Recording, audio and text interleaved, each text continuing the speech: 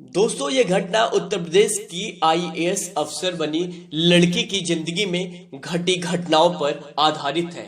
उत्तर प्रदेश के बरेली में यही तकरीबन शाम हो रही थी। अंकिता, जिसकी आकांक्षाएं आईएएस बनने की थी, कॉलेज से आज घर आ रही थी।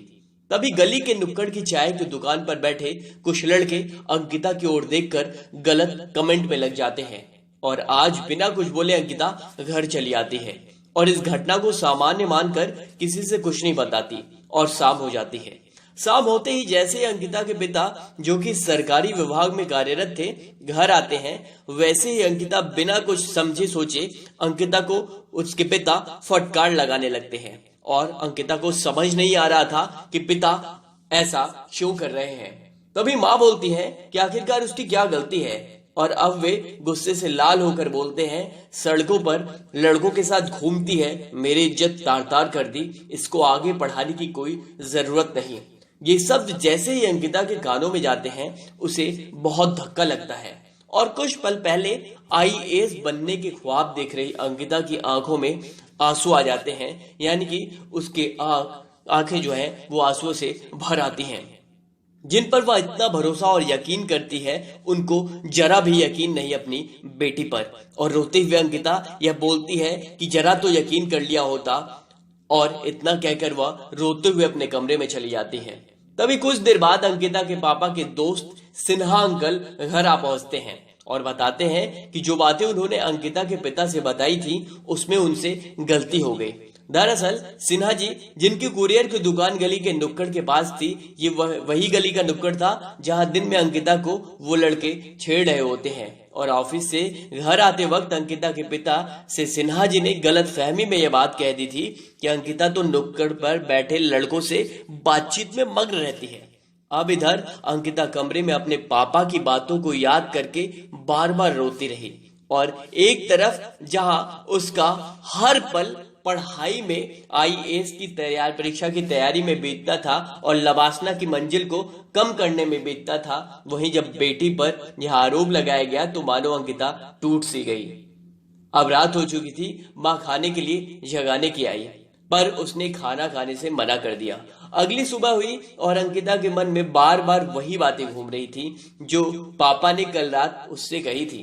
वह बार बार यही सोचती रही कि आखिरकार हर जगह लड़कियों को ही क्यों कसूरवार ठहराया जाता है, गलती किसी की भी हो फिर भी लड़कियों को ही क्यों दोष दिया जाता है। यह सोचते सोचते फिर से उसे उसकी आंखें भर आई और अब अंकिता यह प्रण करती है कि चाहे कुछ भी हो जाए, मुझे यूपीएससी की परीक्षा पास कर आईएएस बनना है और समाज में बैठी ऐसी विचारधाराओं को जवाब देना है जो समझते और सोचते हैं कि हर जगह हर वक्त गलती सिर्फ और सिर्फ लड़की की होती है।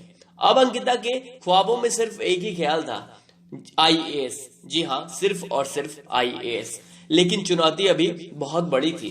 अंकिता ने सबसे पहले यूपीएससी के सिलेबस को इंटरनेट की मदद से अच्छे से समझा कि आखिरकार यूपीएससी हमसे एग्जाम में क्या क्या पूछना चाहता है, और 2 दिन सिलेबस को अच्छे से पढ़ने और समझने के बाद अंकिता का यूपीएससी का रोड मैप तैयार हो चुका था और अब बस उसे उस रोड पर चलना बस बाकी था। कहते हैं कि तैयारी के दौरान 60% से अधिक स्टूडेंट यूपीएससी के सिलेबस को पढ़े बिना ही तैयारी में लग जाते हैं और सालों साल कोई रिजल्ट या परिणाम नहीं मिलता, और यह बात अंकिता को भली भांति मालूम था। यही वजह है कि अंकिता ने सबसे पहले यूपीएससी के सिलेबस को बारीकी से खंगाला। अब सब कुछ तय हो चुका था कि कितने घंटे, क्या, कैसे, किस तरह पढ़ना है। अंकिता यूपीएससी की तैयारी तो कर रही थी, लेकिन यह बात पापा से नहीं बताती है। उसे पापा की वो बातें हर दिन जख्म दे रही थी जो पापा ने उससे कही थी, और शायद इसका मरहम अंकिता के लिए आईएएस के पद पर चयनित होना था। अब धीरे धीरे समय बीतता है और यूपीएससी की प्रारंभिक परीक्षा यानी कि प्रीलिम्स परीक्षा आ जाती है और अंकिता प्री एग्जाम पास कर लेती है। कहते हैं इंसान विषम परिस्थितियों में कभी कभी कुछ ज्यादा अच्छा कर जाता है। यही शायद अंकिता के साथ भी हो रहा था और अब वह मेंस की तैयारी में जोरों से लग जाती है। चूंकि मेंस के लिए अंकिता ने प्री परीक्षा से पहले ही टेस्ट सीरीज ज्वाइन कर रखी थी और टेस्ट में उसके शानदार नंबर भी आ रहे थे और वह भी इस बात से संतुष्ट थी कि मेंस में वह अच्छा कर सकती है और यही बात अंकिता ने साबित कर दिखाया। जी हाँ, अंकिता ने पहले ही प्रयास में मेंस की भी परीक्षा पास कर ली।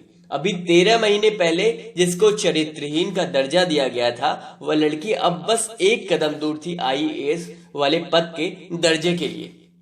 कि इंटरव्यू भी समाप्त हो जाता है और अब बारी थी अंतिम रिजल्ट की।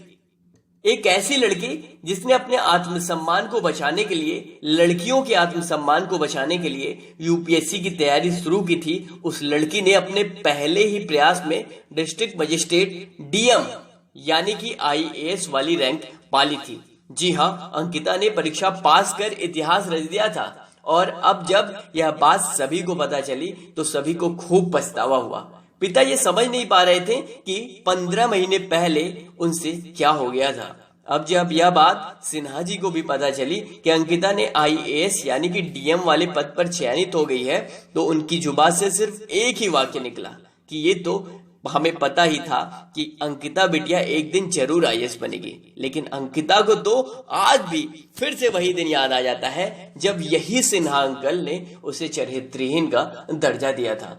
फिलहाल अंकिता के ख्वाबों की मंजिल लबासना की ठंडी वादियां उसका इंतजार कर रही थी और उस ख्वाबों को अंकिता ने जिया भी। जी हाँ, उस ख्वाबों को अंकिता ने जिया भी। दोस्तों, अंकिता ने अपने टारगेट को सेट किया, सिलेबस को बारीकी से पढ़ा, खंगाला कि आखिरकार कमीशन आपसे चाहता क्या है, उससे क्या चाहता है। उसने एक रोड मैप तैयार किया और अपने मंजिल को पा लिया।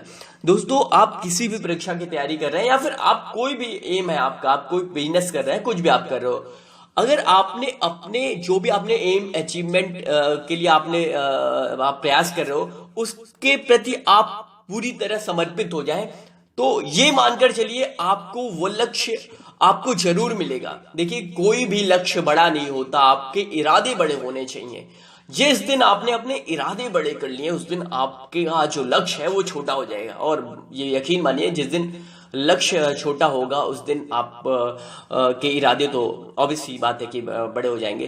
तो मुझे उम्मीद है कि आप अपने टारगेट को अचीव करेंगे, इन चीज़ों को इजीली अपने लाइफ पर इम्प्लीमेंट करेंगे और आज से ही लग जाएंगे। बुक्स, मटेरियल, सारी, लोग कहते हैं संसाधनों का अभाव होता है, नहीं, बिल्कुल नहीं। मेरा मानना है कि संसाधनों का अभाव नहीं होता, बल्कि आपके मनोबल का अभाव आपके पास होता है। आपके पास मनोबल का अभाव होता है, इच्छा शक्ति का अभाव होता है। यही वजह है कि संसाधन, आज के इंटरनेट के युग में संसाधन लगातार इंटरनेट पर मौजूद है। एनसीईआरटी की किताबें, रेफरेंस किताबें बहुत सी पीडीएफ में अवेलेबल है। बस बशर्ते आपको क्या करना है, आपको पढ़ना है।